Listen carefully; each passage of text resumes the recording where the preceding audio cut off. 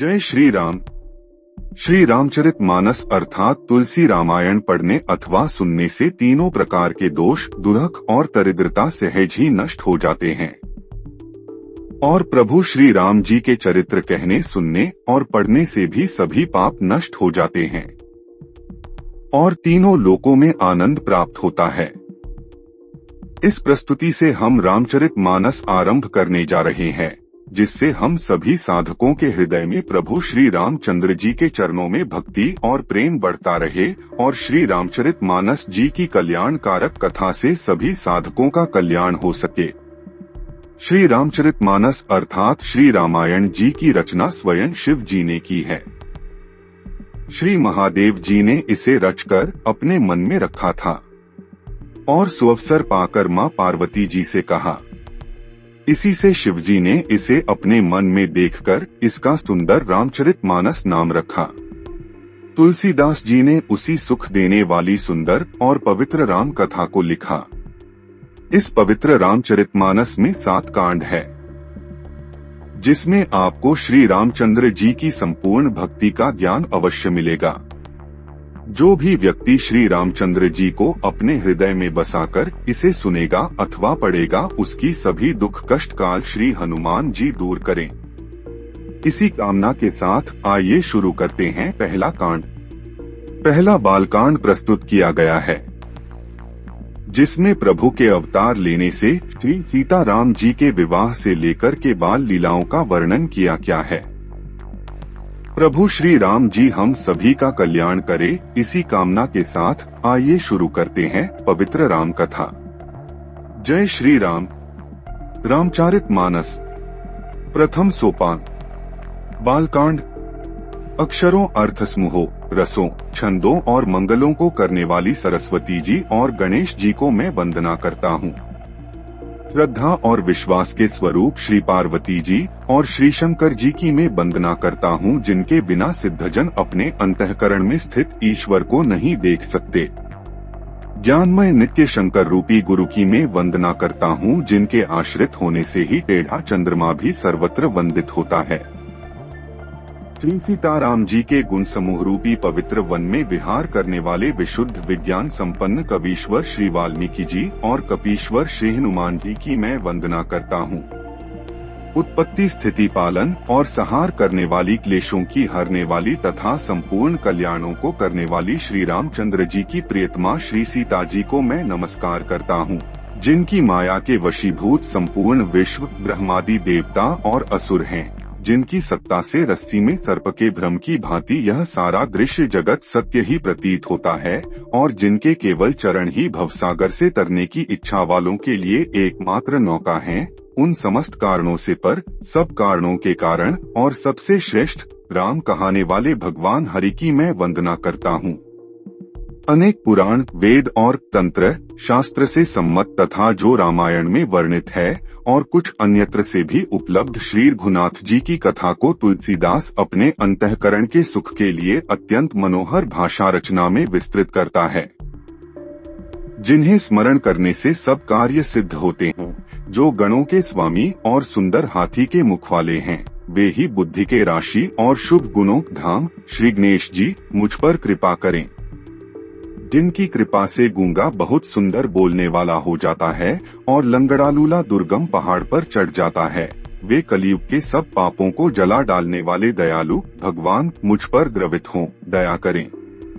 जो नील कमल के समान श्याम वर्ण हैं, पूर्ण खिले हुए लाल कमल के समान जिनके नेत्र हैं और जो सदा क्षीर सागर में शयन करते हैं, वे भगवान नारायण मेरे हृदय में निवास करें। जिनका कुंद के पुष्प और चंद्रमा के समान गौर शरीर है, जो पार्वती जी के प्रियतम और दया के धाम हैं और जिनका दीनों पर स्नेह है, वे कामदेव का मर्दन करने वाले शंकर जी मुझ पर कृपा करें। मैं उन गुरु महाराज के बरनकमल की वंदना करता हूँ, जो कृपा के समुद्र और नर रूप में श्रीहरि ही हैं और जिनके वचन महामोहरूपी घने अंधकार के नाश करने के लिए सूर्य किरणों के समूह हैं। मैं गुरु महाराज के चरण कमलों की रज की वंदना करता हूँ, जो सुरुचि, सुंदर स्वाद, सुगंध तथा अनुराग रूपी रस से पूर्ण है। वह अमर मूल संजीवनी जड़ी का सुंदर चूर्ण है जो संपूर्ण भवरोगंकी परिवार को नाश करने वाला है। वह रज सुकृति पुण्यवान पुरुष रूपी शिवजी के शरीर पर सुशोभित निर्मल विभूति है और सुंदर कल्याण और आनंद की जननी है। भक्त के मन रूपी सुंदर दर्पण के मैल को दूर करने वाली और तिलक करने से गुणों समूह को वश में करने वाली है। श्री गुरु महाराज के चरणनखों को ज्योति मणियों के प्रकाश के समान है, जिसके स्मरण करते ही हृदय में दिव्य दृष्टि उत्पन्न हो जाती है। वह प्रकाश अज्ञान रूपी अंधकार का नाश करने वाला है। वह जिसके हृदय में आ जाता है उसके बड़े भाग्य हैं। उसके हृदय में आते ही हृदय के निर्मल नेत्र खुल जाते हैं और संसार रूपी रात्रि के दोष दुख मिट जाते हैं एवं श्री रामचरित्र रूपी मणि और माणिक्य गुप्त और प्रकट जहाँ जो जिस खान में है सब दिखाई पड़ने लगते हैं। जैसे सिद्धांजन को नेत्रों में लगाकर साधक सिद्ध और सुजान पर्वतों वनों और पृथ्वी के अंदर कौतुक से ही बहुत सी खाने देखते हैं। श्री गुरु महाराज के चरणों की रज कोमल और सुंदर नयनामृत अंजन है जो नेत्रों के दोषों का नाश करने वाला है।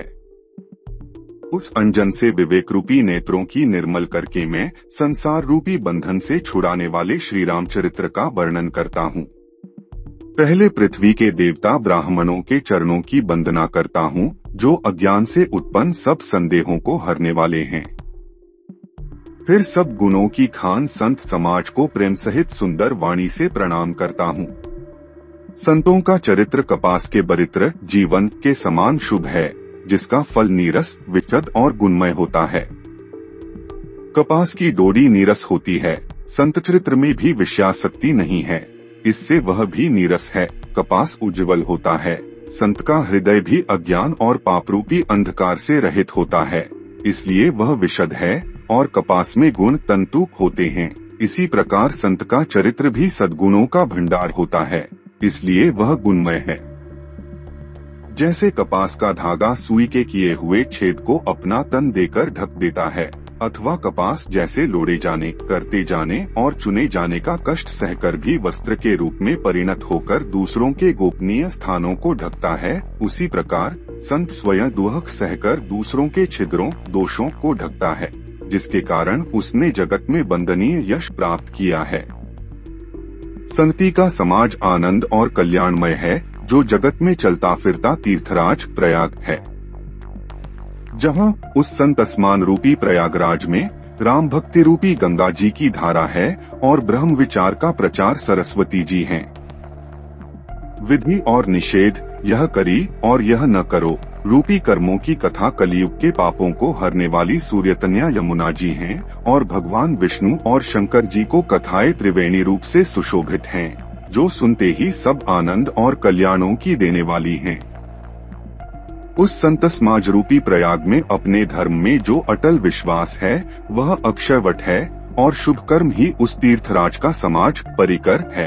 यह संत समाज रूपी प्रयागराज सब देशों में सब समय सभी को सहज ही में प्राप्त हो सकता है और आदर पूर्वक सेवन करने से क्लेशों को नष्ट करने वाला है। वह तीर्थराज अलौकिक और अकथनीय है एवं तत्काल फल देने वाला है, उसका प्रभाव प्रत्यक्ष है।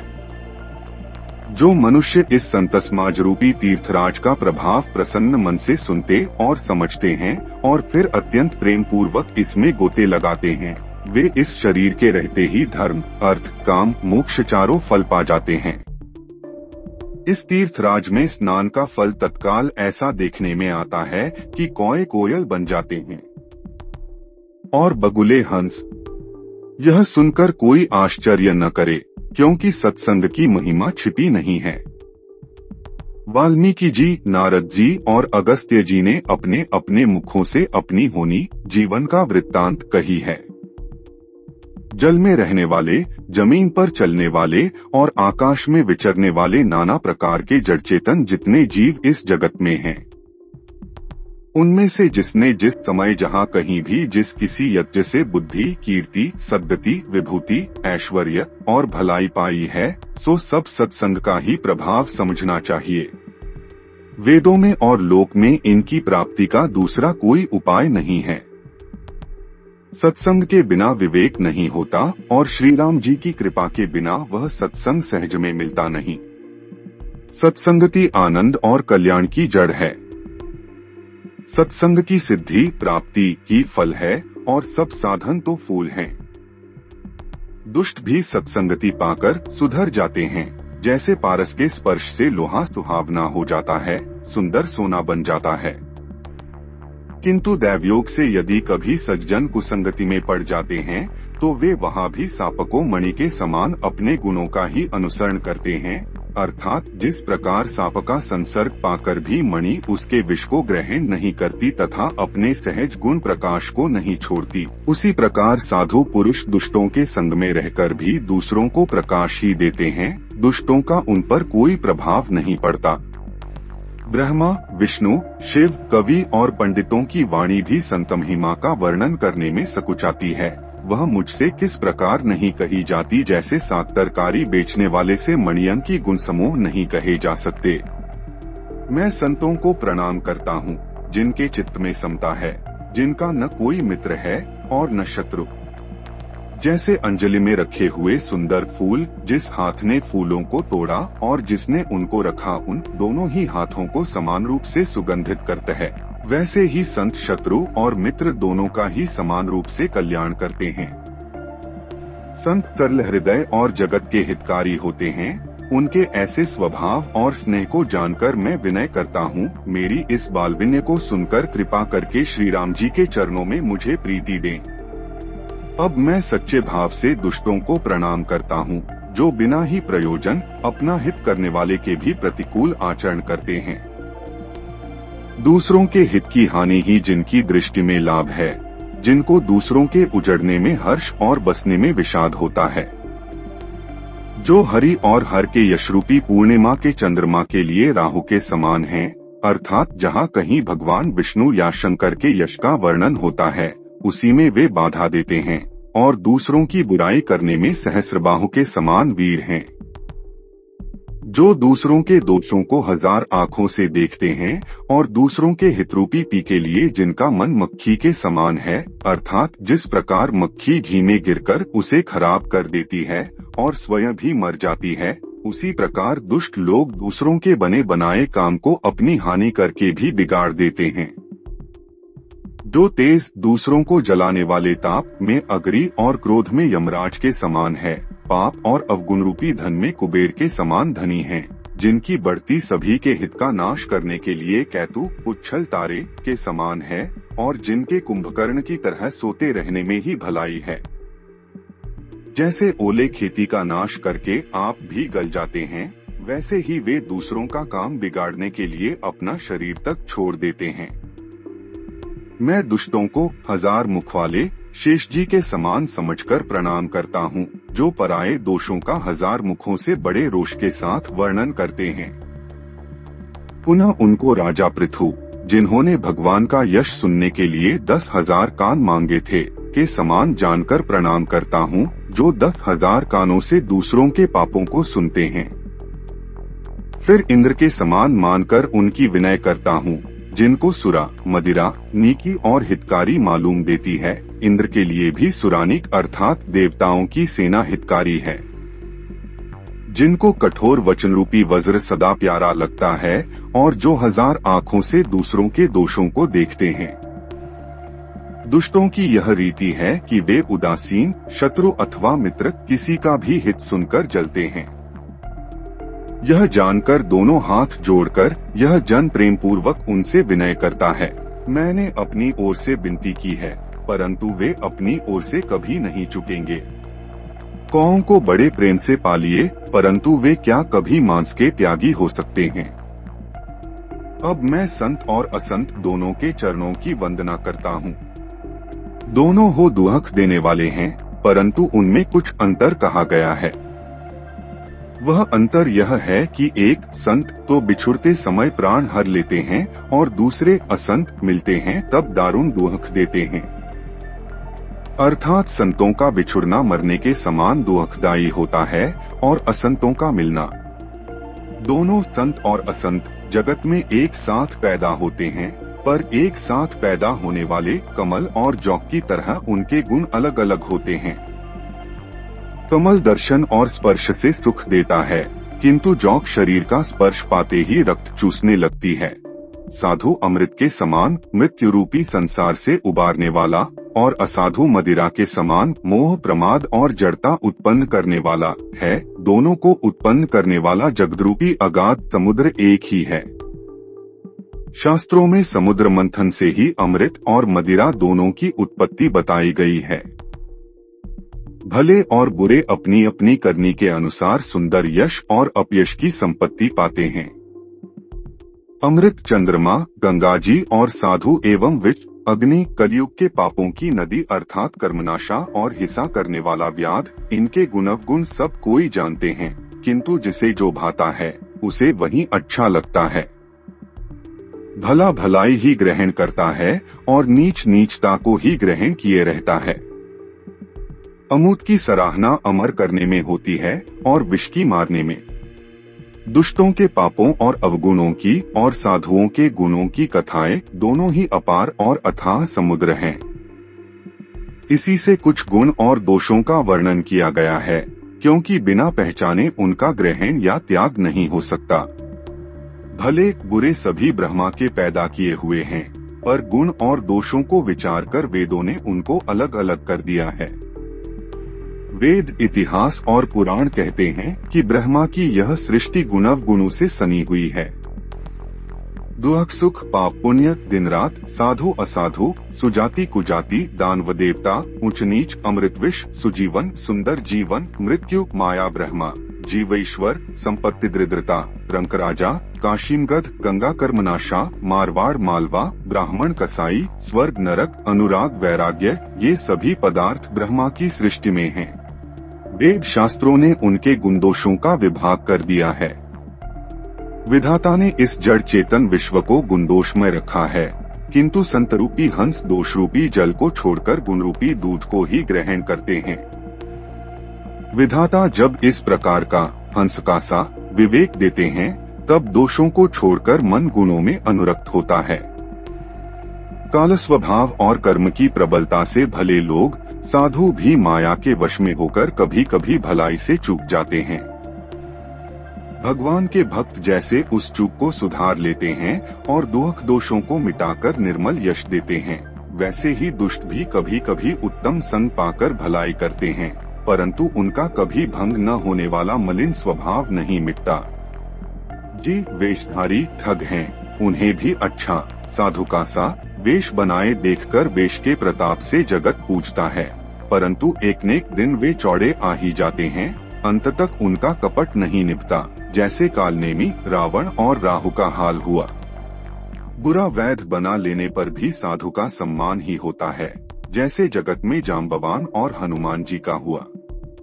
बुरे संग से हानि और अच्छे संग से लाभ होता है, यह बात लोक और वेद में है और सभी लोग इसको जानते हैं। पवन के संग से धूल आकाश पर चढ़ जाती है और वही नौच नौचे की ओर बहने वाले जल के संग से कीचड़ में मिल जाती है। साधु के घर के तोता मैना राम राम सुमिरते हैं और असाधु के घर के तोता मैना गिन गिन कर गालियां देते हैं। कुसंग के कारण धुआं कालिख कहलाता है, वही धुआं सुसंग से सुंदर स्याही होकर पुराण लिखने के काम में आता है, और वही धुआं जल, अग्नि और पचन के संग से बादल होकर जगत को जीवन देने वाला बन जाता है। ग्रह, औषधि, जल, वायु और वस्त्र ये सब भी कुसंग और सुसंग पाकर संसार में बुरे और भले पदार्थ हो जाते हैं। चतुर एवं विचारशील पुरुष ही इस बात को जान पाते हैं। महीने के दोनों पखवाड़ों में उजियाला और अंधेरा समान ही रहता है, परंतु विधाता ने इनके नाम में भेद कर दिया है। एक का नाम शुक्ल और दूसरे का नाम कृष्ण रख दिया। एक को चंद्रमा का बढ़ाने वाला और दूसरे को उसका घटाने वाला समझकर जगत ने एक को सुयश और दूसरे को अपयश दे दिया। जगत में जितने जड़ और चेतन जीव हैं, सबकी राममय जानकर मैं उन सबके चरण कमलों को सदा दोनों हाथ जोड़कर वंदना करता हूँ। देवता, दैत्य, मनुष्य, नाग, पक्षी, प्रेत, पितर, गंधर्व, किन्नर और निशाचर सबको मैं प्रणाम करता हूँ। अब सब मुझ पर कृपा कीजिए। 84 लाख योनियों में 4 प्रकार के वेदज, अंडज, उद्भिज, जरायुज जीव जल, पृथ्वी और आकाश में रहते हैं। उन सबसे भरे हुए इस सारे जगत को श्री सीताराममय जानकर मैं दोनों हाथ जोड़कर प्रणाम करता हूँ। मुझको अपना दास जानकर कृपा की खान आप सब लोग मिलकर छल छोड़कर कृपा कीजिए। मुझे अपने बुद्धिबल का भरोसा नहीं है, इसीलिए मैं सबसे विनती करता हूँ। मैं श्री रघुनाथ जी के गुणों का वर्णन करना चाहता हूँ, परंतु मेरी बुद्धि छोटी है और श्री राम जी का चरित्र अथाह है। इसके लिए मुझे उपाय का एक भी अंग अर्थात कुछ लेशमात्र भी उपाय नहीं सूझता। मेरे मन और बुद्धि कंगाल हैं, किंतु मनोरथ राजा है। मेरी बुद्धि तो अत्यंत नीची है और चाह बड़ी ऊंची है। चाह तो अमृत पाने की है, पर जगत में जुड़ती छाछ भी नहीं। सज्जन मेरी बिठाई को क्षमा करेंगे और मेरे बाल वचनों को मन लगाकर प्रेम पूर्वक सुनेंगे। जैसे बालक जब तोतले वचन बोलता है तो उसके माता पिता उन्हें प्रसन्न मन से सुनते हैं, किंतु क्रूर, कुटिल और बुरे विचार वाले लोग जो दूसरों के दोषों को ही भूषण रूप से धारण किए रहते हैं, अर्थात जिन्हें पराये दोष ही प्यारे लगते हैं, हंसेंगे। रसीली हो या अत्यंत फीकी, अपनी कविता किसे अच्छी नहीं लगती, किंतु जो दूसरे की रचना को सुनकर हर्षित होते हैं, ऐसे उत्तम पुरुष जगत में बहुत नहीं हैं। हे भाई, जगत में तालाबों और नदियों के समान मनुष्य ही अधिक हैं, जो जल पाकर अपनी ही बाय से बढ़ते हैं, अर्थात अपनी ही उन्नति से प्रसन्न होते हैं। समुद्र सा तो कोई एक विरला ही सज्जन होता है जो चंद्रमा को पूर्ण देखकर दूसरों का उत्कर्ष देखकर उमड़ पड़ता है। मेरा भाग्य छोटा है और इच्छा बहुत बड़ी है, परंतु मुझे एक विश्वास है कि इसे सुनकर सज्जन सभी सुख पावेंगे और दुष्ट हंसी उड़ावेंगे, किंतु दुष्टों के हंसने से मेरा हित ही होगा। मधुर कंठ वाली कोवल को कौए तो कठोर ही कहा करते हैं। जैसे बगुले हंस को और मेढक पपीहे को हंसते हैं, वैसे ही मलिन मन वाले दुष्ट निर्मल वाणी को हंसते हैं। जो न तो कविता के रसिक हैं और न जिनका श्री रामचंद्र जी के चरणों में प्रेम है, उनके लिए भी यह कविता सुखद हास्यरस का काम देगी। प्रथम तो यह भाषा की रचना है, दूसरे मेरी बुद्धि भोली है, इससे यह हंसने के योग्य ही है। हंसने में उन्हें कोई दोष नहीं। जिन्हें न तो प्रभु के चरणों में प्रेम है और न अच्छी समझ ही है, उनको यह कथा सुनने में फीकी लगेगी। जिनकी श्रीहरि भगवान विष्णु और श्रीहर भगवान शिव के चरणों में प्रीति है और जिनकी बुद्धि कुतर्क करने वाली नहीं है, जो औहरे हर में भेद को या ऊंच नीच की कल्पना नहीं करते, उन्हें और रघुनाथ जी की यह कथा मीठी लगेगी। सज्जनगण इस कथा को अपने जी में श्री राम जी की भक्ति से भूषित जानकर सुंदर वाणी से सराहना करते हुए सुनेंगे। मैं न तो कवि हूँ, न वाक्य रचना में ही कुशल हूँ, मैं तो सब कलाओं तथा सब विद्याओं से रहित हूँ। नाना प्रकार के अक्षर, अर्थ और अलंकार, अनेक प्रकार को छंद रचना, भावों और रसों के अपार भेद और कविता के भांति भांति के गुणदोष होते हैं। इनमें से काव्य संबंधी एक भी बात का ज्ञान मुझ में नहीं है। यह मैं कोरे कागज पर लिखकर शब्द पूर्वक सत्य सत्य कहता हूँ। मेरी रचना सब गुणों से रहित है, इसमें बस जगत प्रसिद्ध एक गुण है। उसे विचार कर अच्छी बुद्धि वाले पुरुष, जिनके निर्मल ज्ञान है, इसको सुनेंगे। इसमें श्री रघुनाथ जी का उदार नाम है, जो अत्यंत पवित्र है, वेद पुराणों का सार है, कल्याण का भवन है और अमंगलों को हरने वाला है, जिसे पार्वती जी सहित भगवान शिव जी सदा जपा करते हैं। जी अच्छे कवि के द्वारा रची हुई बड़ी अनूठी कविता है, वह भी राम नाम के बिना शोभा नहीं पाती। जैसे चंद्रमा के समान मुख वाली सुंदर स्त्री सब प्रकार से सुसज्जित होने पर भी वस्त्र के बिना शोभा नहीं देती, इसके विपरीत कुकवी की रची हुई सब गुणों से रहित कविता को भी राम के नाम एवं यश से अंकित जानकर बुद्धिमान लोग आदर पूर्वक कहते और सुनते हैं, क्योंकि संतजन भौर की भौती गुण ही को ग्रहण करने वाले होते हैं। यद्यपि मेरी इस रचना में कविता का एक भी रस नहीं है, तथापि इसमें श्री राम जी का प्रताप प्रकट है। मेरे मन में यही एक भरोसा है, भले संग से भला किसने बड़पन नहीं पाया। धुआं भी अगर के संग से सुगंधित होकर अपने स्वाभाविक कड़वेपन को छोड़ देता है। मेरी कविता अवश्य भद्दी है, परंतु इसमें जगत का कल्याण करने वाली राम कथा रूपी उत्तम वस्तु का वर्णन किया गया है। इससे यह भी अच्छी ही समझी जाएगी। तुलसीदास जी कहते हैं कि और रघुनाथ जी की कथा कल्याण करने वाली और कलयुग के पापों को हरने वाली है। मेरी इस भद्दी कविता रूपी नदी की चाल पवित्र जल वाली नदी गंगा जी की चाल को भांति टेढ़ी है। प्रभु श्री रघुनाथ जी के सुंदर यश के संग से यह कविता सुंदर तथा सज्जनों के मन को भाने वाली हो जाएगी। स्मशान की अपवित्र राख भी श्री महादेव जी के अंग के संग से सुहावनी लगती है और स्मरण करते ही पचित्र करने वाली होती है।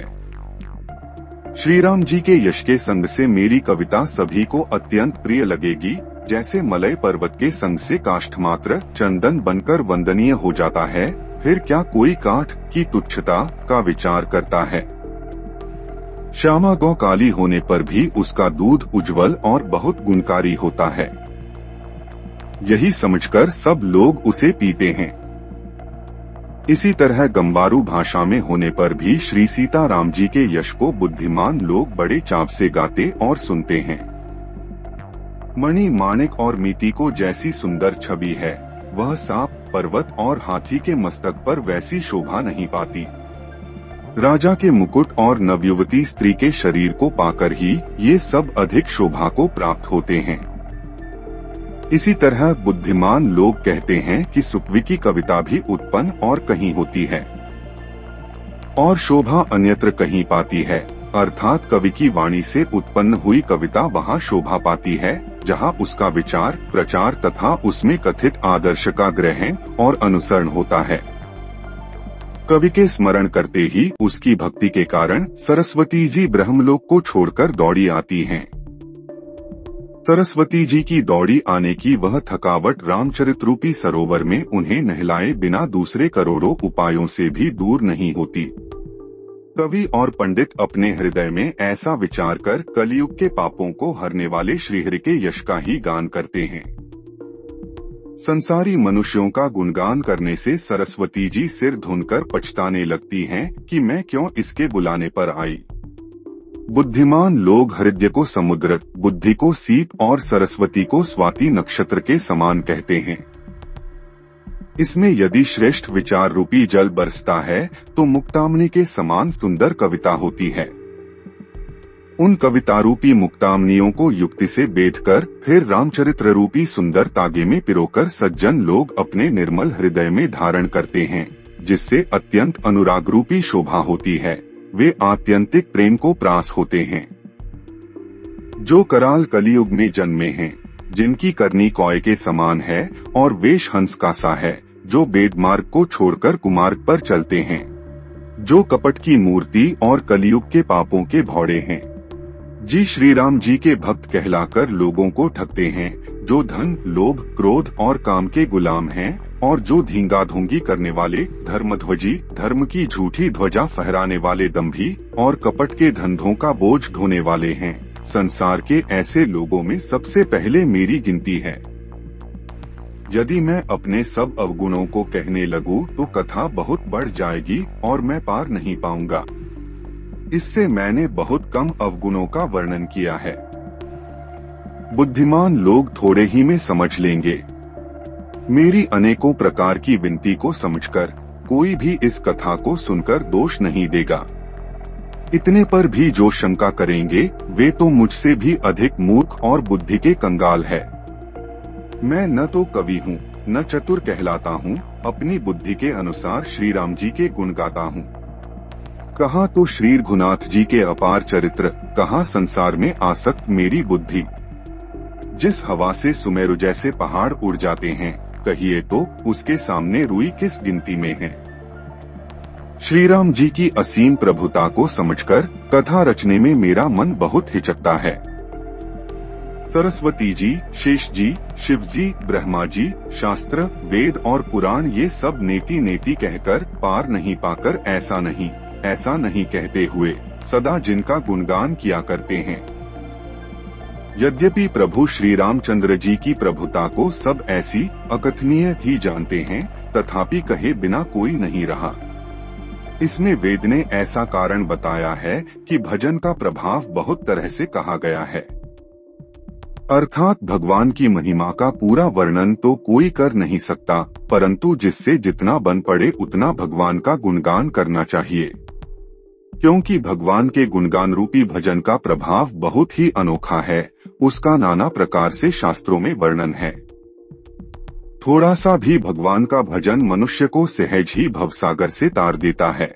जो परमेश्वर एक हैं, जिनके कोई इच्छा नहीं है, जिनका कोई रूप और नाम नहीं है, जी अजन्मा, सच्चिदानंद और परमधाम हैं, और जो सब में व्यापक एवं विश्वरूप हैं, उन्हीं भगवान ने दिव्य शरीर धारण करके नाना प्रकार की लीला की है।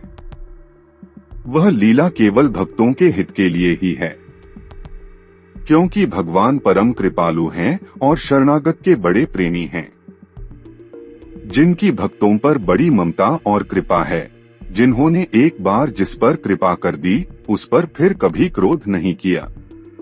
बरनहिं हरि जस अस जानी, करहिं पुनीत सुफल निज बानी। वे प्रभु श्री रघुनाथ जी गई हुई वस्तु को फिर प्राप्त कराने वाले गरीब निवाज, दीन बंधु, सरल स्वभाव, सर्वशक्तिमान और सबके स्वामी हैं। यही समझकर बुद्धिमान लोग उन श्रीहरि का यश वर्णन करके अपनी वाणी को पवित्र और उत्तम फल, मोक्ष और दुर्लभ भगवत प्रेम देने वाली बनाते हैं। उसी बल से महिमा का यथार्थ वर्णन नहीं, परंतु महान फल देने वाला भजन समझकर भगवत कृपा के बल पर ही मैं श्री रामचंद्र जी के चरणों में सिर नवाकर श्री रघुनाथ जी के गुणों की कथा कहूँगा। इसी विचार से वाल्मीकि, व्यास आदि मुनियों ने पहले हरि की कोर्ती गाई है। भाई, उसी मार्ग पर चलना मेरे लिए सुगम होगा। जो अत्यंत बड़ी श्रेष्ठ नदियां हैं, यदि राजा उन पर पुल बंधा देता है तो अत्यंत छोटी चींटियां भी उन पर चढ़कर बिना ही परिश्रम के पार चली जाती हैं। इसी प्रकार मुनियों के वर्णन के सहारे मैं भी श्री रामचरित्र का वर्णन सहज ही कर सकूंगा। इस प्रकार मन को बल दिखलाकर मैं श्री रघुनाथ जी की सुहावनी कथा की रचना करूंगा। व्यास आदि जो अनेकों श्रेष्ठ कवि हो गए हैं, जिन्होंने बड़े आदर से श्रीहरि का सुयश वर्णन किया है, मैं उन सब श्रेष्ठ कवियों के चरणकमलों में प्रणाम करता हूँ। वे मेरे सब मनोरथों को पूरा करें। कलयुग के भी उन कवियों को मैं प्रणाम करता हूँ, जिन्होंने श्री रघुनाथ जी के गुण समूहों का वर्णन किया है। जो बड़े बुद्धिमान प्राकृत कवि हैं, जिन्होंने भाषा में हरिचरित्रों का वर्णन किया है, जो ऐसे कवि पहले हो चुके हैं, जो इस समय वर्तमान हैं और जो आगे होंगे, उन सबको मैं सारा कपट त्याग कर प्रणाम करता हूँ। आप सब प्रसन्न होकर यह वरदान दीजिए कि साधु समाज में मेरी कविता का सम्मान हो, क्योंकि बुद्धिमान लोग जिस कविता का आदर नहीं करते, मूर्ख कवि ही उसकी रचना का व्यर्थ परिश्रम करते हैं। कीर्ति, कविता और संपत्ति वही उत्तम है जो गंगा जी की तरह सबका हित करने वाली हो। श्री रामचंद्र जी की कीर्ति तो बड़ी सुंदर, सबका अनंत कल्याण करने वाली ही है, परंतु मेरी कविता भद्दी है। यह असामंजस्य है, अर्थात इन दोनों का मेल नहीं मिलता, इसी की मुझे चिंता है। परंतु हे कवियों, आपकी कृपा से यह बात भी मेरे लिए सुलभ हो सकती है। रेशम की सिलाई टाट पर भी सुहावनी लगती है। चतुर पुरुष उसी कविता का आदर करते हैं जो सरल हो और जिसमें निर्मल चरित्र का वर्णन हो, तथा जिसे सुनकर शत्रु भी स्वाभाविक वैर को भूलकर सराहना करने लगे। ऐसी कविता बिना निर्मल बुद्धि के होती नहीं, और मेरे बुद्धि का बल बहुत ही थोड़ा है। इसलिए बार बार निहोरा करता हूँ कि हे कवियों, आप कृपा करें जिससे मैं हरीश का वर्णन कर सकूं। कवि और पंडितगण, आप जो रामचरित्र रूपी मानसरोवर के सुंदर हंस हैं, मुझ बालक की विनती सुनकर और सुंदर रुचि देखकर मुझ पर कृपा करें। मैं उन वाल्मीकि मुनि के चरणकमलों की वंदना करता हूँ, जिन्होंने रामायण की रचना की है, जो खर राक्षस सहित होने पर भी खर कठोर से विपरीत बड़ी कोमल और सुंदर है, तथा जो दूषण राक्षस सहित होने पर भी दूषण अर्थात दोष से रहित है। मैं चारों वेदों की वंदना करता हूँ, जो संसार समुद्र के पार होने के लिए जहाज के समान हैं तथा जिन्हें और भूनाथ जी का निर्मल यश वर्णन करते स्वप्न में भी खेद थकावट नहीं होता। मैं ब्रह्मा जी के चरण रज की वंदना करता है, जिन्होंने भवसागर बनाया है, जहाँ से एक ओर संतरूपी अमृत चंद्रमा और कामधेनु निकले और दूसरी ओर दुष्ट मनुष्य रूपी विष और मदिरा उत्पन्न हुए। देवता ब्राह्मण पंडित ग्रह इन सबके चरणों की वंदना करके हाथ जोड़कर कहता हूँ कि आप प्रसन्न होकर मेरे सारे सुंदर मनोरथों को पूरा करें। फिर मैं सरस्वती जी और देवनदी गंगा जी की वंदना करता हूँ। दोनों पवित्र और मणिहर चरित्र वाली हैं। एक गंगा जी स्नान करने और जल पीने से पापों को हरती हैं, और दूसरी सरस्वती जी गुण और यश कहने और सुनने से अज्ञान का नाश कर देती हैं। श्री महेश और पार्वती को मैं प्रणाम करता हूँ, जो मेरे गुरु और माता पिता हैं, जो दीन बंधु और नित्य दान करने वाले हैं, जो सीतापति श्री रामचंद्र जी के सेवक स्वामी और सखा हैं, तथा मुझ तुलसीदास का सब प्रकार से कपट रहित सच्चा हित करने वाले हैं। जिन शिव पार्वती ने कलयुग को देखकर जगत के हित के लिए शाबर मंत्र समूह की रचना की, जिन मंत्रों के अक्षर बेमेल हैं, जिनका न कोई ठीक अर्थ होता है और न जप ही होता है, तथापि श्री शिव जी के प्रताप से जिनका प्रभाव प्रत्यक्ष है, वे उमापति शिव जी मुझ पर प्रसन्न होकर श्री राम जी की इस कथा को आनंद और मंगल की मूल उत्पन्न करने वाली बनाएंगे। इस प्रकार पार्वती जी और शिव जी दोनों का स्मरण करके और उनका प्रसाद पाकर मैं चाव भरे चित्त से श्री राम चरित्र का वर्णन करता हूँ। मेरी कविता श्री शिव जी की कृपा से ऐसी सुशोभित होगी, जैसी तारागणों सहित चंद्रमा के साथ रात्रि शोभित होती है। जो इस कथा को प्रेम सहित एवं सावधानी के साथ समझबूझकर कहें सुनेंगे, वे कलयुग के पापों से रहित और सुंदर कल्याण के भागी होकर श्री रामचंद्र जी के चरणों के प्रेमी बन जाएंगे। मुझ पर श्री शिव जी और पार्वती जी की स्वप्न में भी सचमुच प्रसन्नता हो, तो मैंने इस भाषा कविता का जो प्रभाव कहा है, वह सब सच हो। मैं अति पवित्र श्री अयोध्यापुरी और कलयुग के पापों का नाश करने वाली श्री सरयू नदी की वंदना करता हूँ। फिर अवधपुरी के उन नर नारियों को प्रणाम करता हूँ, जिन पर प्रभु श्री रामचंद्र जी की ममता थोड़ी नहीं है, अर्थात बहुत है।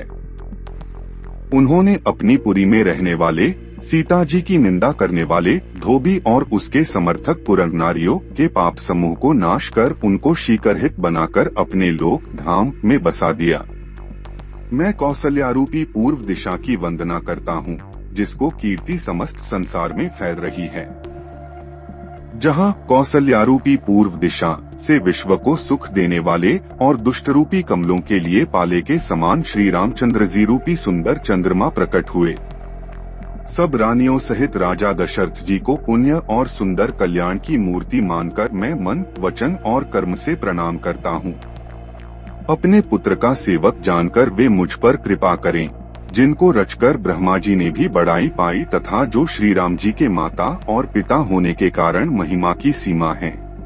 मैं अवध के राजा श्री दशरथ जी की वंदना करता हूँ, जिनका श्री राम जी के चरणों में सच्चा प्रेम था, जिन्होंने दीनदयालु प्रभु के बिछुड़ते ही अपने प्यारे शरीर को मामूली तिनके की तरह त्याग दिया। मैं परिवार सहित राजा जनक जी को प्रणाम करता हूँ, जिनका श्री राम जी के चरणों में गूढ़ प्रेम था, जिसको उन्होंने योग और भोग में छिपा रखा था, परंतु श्री रामचंद्र जी को देखते ही वह प्रकट हो गया।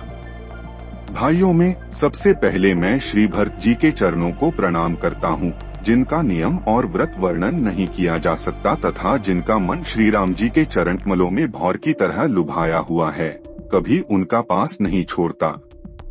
मैं लक्ष्मण जी के चरण कमलों को प्रणाम करता हूँ, जो शीतल सुंदर और भक्तों को सुख देने वाले हैं। श्री रघुनाथ जी की कीर्ति रूपी विमल पताका में जिनका लक्ष्मण जी का यश पताका को ऊंचा करके फहराने वाले दंड के समान हुआ। जो 1000 सिर वाले और जगत के कारण 1000 सिरों पर जगत को धारण कर रखने वाले शेष जी हैं, जिन्होंने पृथ्वी का भय दूर करने के लिए अवतार लिया। वे गुणों की खानी कृपा सिंधु सुमित्रानंदन श्री लक्ष्मण जी मुझ पर सदा प्रसन्न रहें। मैं श्री शत्रुघ्न जी के चरण कमलों को प्रणाम करता हूँ, जो बड़े वीर, सुशील और श्रीभर जी के पीछे चलने वाले हैं। मैं महावीर श्री हनुमान जी की विनती करता हूँ, जिनके यश का श्री रामचंद्र जी ने स्वयं अपने श्रीमुख से वर्णन किया है। मैं पवन कुमार श्री हनुमान जी को प्रणाम करता हूँ, जी दुष्ट रूपी वन को भस्म करने के लिए अग्नि रूप हैं, जो ज्ञान की घन मूर्ति हैं और जिनके हृदय रूपी भवन में धनुष बाण धारण किए श्री राम जी निवास करते हैं। वानरों के राजा सुग्रीव जी, रीछों के राजा जाम्बवान जी, राक्षसों के राजा विभीषण जी और अंगद जी आदि जितना वानरों का समाज है, सबके सुंदर चरणों की मैं वंदना करता हूँ, जिन्होंने अधम, पशु और राक्षस आदि शरीर में भी श्री रामचंद्र जी को प्राप्त कर लिया। पशु, पक्षी, देवता, मनुष्य, असुर समेत जितने श्री राम जी के चरणों उपासक हैं, मैं उन सबके चरण कमलों की वंदना करता हूँ, जो श्री राम जी के निष्काम सेवक हैं। सुखदेव जी, सनकादि, नारद मुनि आदि जितने भक्त और परम ज्ञानी श्रेष्ठ मुनि हैं, मैं धरती पर सिर टेककर उन सबको प्रणाम करता हूँ। हे मुनीश्वरों, आप सब मुझको अपना दास जानकर कृपा कीजिए। राजा जनक की पुत्री, जगत की माता और करुणा निधान श्री रामचंद्र जी की प्रियतमा श्री जानकी जी के दोनों चरण कमलों की मैं मनाता हूँ, जिनकी कृपा से निर्मल बुद्धि पाऊं। फिर मैं मन, वचन और कर्म से कमलनयन, धनुष बांधारी, भक्तों की विपत्ति का नाश करने और उन्हें सुख देने वाले भगवान श्री रघुनाथ जी के सर्वसमर्थ चरण कमलों की वंदना करता हूँ, जो वाणी और उसके अर्थ तथा जल और जल की लहर के समान कहने में अलग अलग हैं, परंतु वास्तव में अभिन्न एक हैं। उन श्री सीताराम जी के चरणों की मैं वंदना करता हूँ, जिन्हें दोनदुखी बहुत ही प्रिय हैं। मैं श्री रघुनाथ जी के नाम राम की वंदना करता हूँ, जो कृशानु, अग्नि, भानु, सूर्य और हिमकर, चंद्रमा का हेतु अर्थात रा और म रूप से 20 है। वह राम नाम ब्रह्मा, विष्णु और शिव रूप है। वह वेदों का प्राण है, निर्गुण, उपमारहित और गुणों का भंडार है। जो महामंत्र है, जिसे महेश्वर श्री शिव जी जपते हैं और उनके द्वारा जिसका उपदेश काशी में मुक्ति का कारण है, तथा जिसकी महिमा को गणेश जी जानते हैं, जो इस राम नाम के प्रभाव से ही सबसे पहले पूजे जाते हैं। आदिकवि श्री वाल्मीकि जी राम नाम के प्रताप को जानते हैं, जो उल्टा नाम मरा जप कर पवित्र हो गए। श्री शिव जी के इस वचन को सुनकर कि एक राम नाम सहस्र नाम के समान है, पार्वती जी सदा अपने पति श्री शिव जी के साथ राम नाम का जप करती रहती हैं।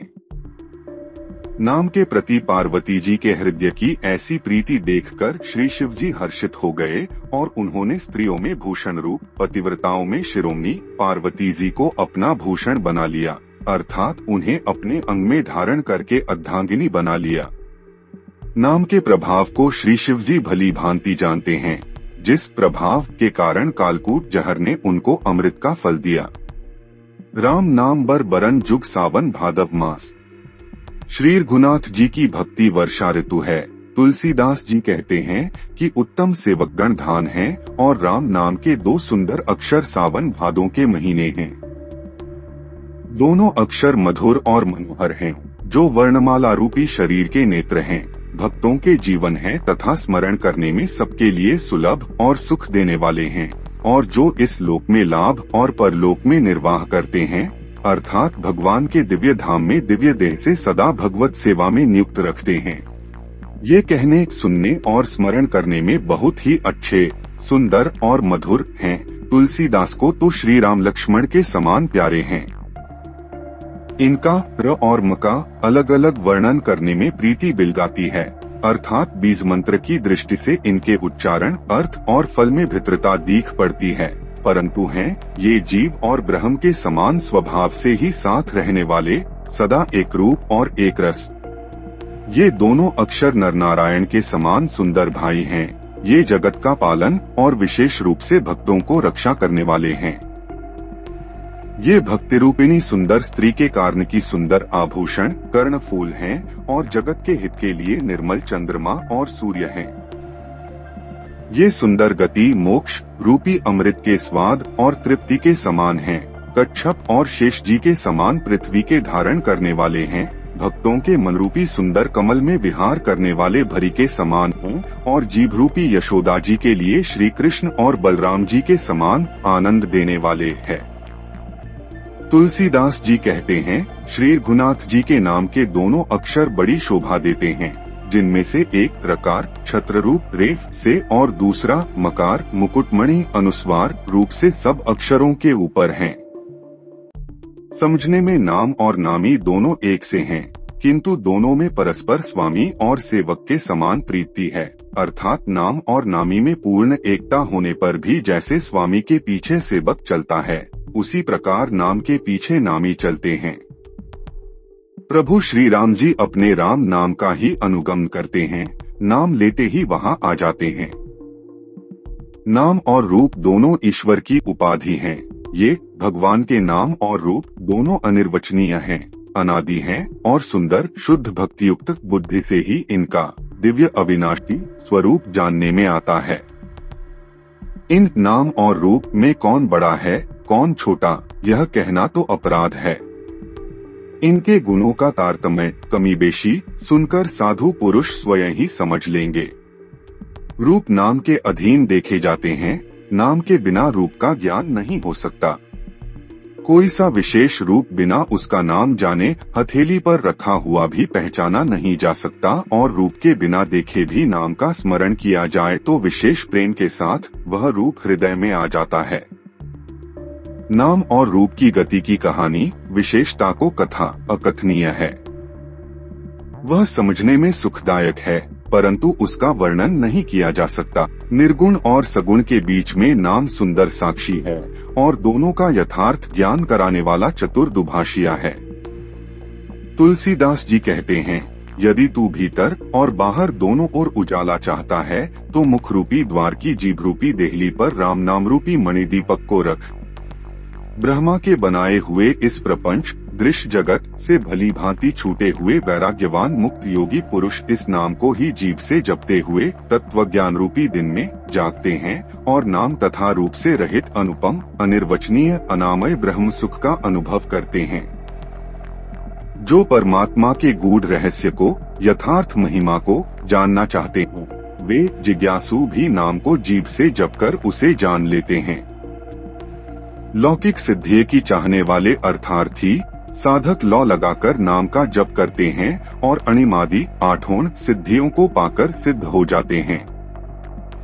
संकट से घबराए हुए आर्त भक्त नाम जप करते हैं तो उनके बड़े भारी बुरे बुरे संकट मिट जाते हैं और वे सुखी हो जाते हैं। जगत में 4 प्रकार के, एक अर्थार्थी धनादि की चाह से भजने वाले, 2 आर्त संकट को निवृत्ति के लिए भजने वाले, 3 जिज्ञासु भगवान को जानने को इच्छा से भजने वाले, 4 ज्ञानी भगवान को तत्व से जानकर स्वाभाविक ही प्रेम से भजने वाले राम भक्त हैं, और चारों ही पुण्यात्मा पाप रहित और उदार हैं। चारों ही चतुर भक्तों को नाम का ही आधार है। इनमें जानी भक्त प्रभु को विशेष रूप से प्रिय है। यूं तो चारों युगों में और चारों ही वेदों में नाम का प्रभाव है, परंतु कलयुग में विशेष रूप से है। इसमें तो नाम को छोड़कर दूसरा कोई उपाय ही नहीं है। जो सब प्रकार को भोग और मोक्ष की भी कामनाओं से रहित और श्री राम भक्ति के रस में लीन हैं, उन्होंने भी नाम के सुंदर प्रेम रूपी अमृत के सरोवर में अपने मन को मछली बना रखा है। अर्थात वे नाम रूपी सुधा का निरंतर आस्वादन करते रहते हैं, क्षण भर भी उससे अलग होना नहीं चाहते। निर्गुण और सगुण ब्रह्म के 2 स्वरूप हैं। ये दोनों ही अकथनीय अथाह अनादि और अनुपम हैं। मेरी सम्मति में नाम इन दोनों से बड़ा है, जिसने अपने बल से दोनों को अपने वश में कर रखा है। सज्जनगण इस बात को मुझ दास की विठाई या केवल काव्योक्ति न समझें। मैं अपने मन के विश्वास, प्रेम और रुचि की बात कहता हूँ। निर्गुण और सगुण दोनों प्रकार के ब्रह्मा का ज्ञान अग्नि के समान है। निर्गुण उस अप्रकट अग्नि के समान है जो कांट के अंदर है परंतु दिखती नहीं, और सगुण उस प्रकट अग्नि के समान है जो प्रत्यक्ष दिखती है। तत्वतः दोनों एक ही हैं, केवल प्रकट अप्रकट के भेद से भिन्न मालूम होती हैं। इसी प्रकार निर्गुण और सगुण तत्वतः एक ही हैं। इतना होने पर भी दोनों ही जानने में बड़े कठिन हैं, परंतु नाम से दोनों सुगम हो जाते हैं। इसी से मैंने नाम को निर्गुण ब्रह्म से और सगुण राम से बड़ा कहा है। ब्रह्मा व्यापक है, एक है, अविनाशी है, सत्ता, चैतन्य और आनंद की धनराशि है। ऐसे विकार रहित प्रभु के हृदय में रहते भी जगत के सब जीव दीन और दुखी हैं। नाम का निरूपण करके नाम के यथार्थ स्वरूप, महिमा, रहस्य और प्रभाव को जानकर नाम का जतन करने से, श्रद्धापूर्वक नामस्वरूपी साधन करने से वही ब्रह्मा ऐसे प्रकट हो जाता है जैसे रक्त के जानने से उसका मूल्य। इस प्रकार निर्गुण से नाम का प्रभाव अत्यंत बड़ा है। अब अपने विचार के अनुसार कहता हूँ कि नाम सगुण राम से भी बड़ा है। श्री रामचंद्र जी ने भक्तों के हित के लिए मनुष्य शरीर धारण करके स्वयं कष्ट सहकर साधुओं को सुखी किया है, परंतु भक्तगण प्रेम के साथ नाम का जप करते हुए सहज ही में आनंद और कल्याण के घर हो जाते हैं। श्री राम जी ने एक तपस्वी की स्त्री अहल्या को ही तारा, परंतु नाम ने करोड़ों दुष्टों की बिगड़ी बुद्धि को सुधार दिया।